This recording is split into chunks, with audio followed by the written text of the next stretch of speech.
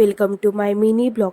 समरमध्ये खूप सारे fruits available असतात आणि काही फ्रूट्स घरीसुद्धा होते।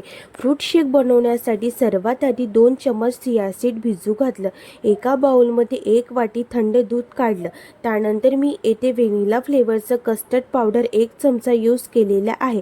एका पतील्यामध्ये 1 ग्लास दूध काढल्यानंतर मीडियम फ्लेमवरती 1 उकळी आल्यानंतर त्यात थोडं कस्टर्ड पावडर मिल्क ॲड करायचं। दूध गाढ येतपर्यंत त्याला 5 ते 10 मिनिट छान घोटून घ्यायचं। दूध थंड होतपर्यंत फ्रूट्स कापून घेतले। माझ्याकडे जास्त फ्रूट्स अवेलेबल नव्हते, तुम्ही तुमच्या आवडीनुसार कोणतेही फ्रूट्स ॲड करू शकतात। ग्लासामध्ये फ्रूट्स टाकल्यानंतर मिल्क ॲड करायचं। त्यानंतर 1 चमचा चिया सीड, नंतर थोडं मिल्क आणि त्याला छान घोटून घ्यायचं। त्यानंतर पुन्हा फ्रूट्स ॲड करायचे। जास्त प्रमाणामध्ये बनवायचं असेल तर कंटेनर बॉक्समध्ये सुद्धा बनवू शकता। तुम्ही एकदा नक्की ट्राय करून बघा। घरातले सर्व मेंबर्स खूप आवडीने खातील।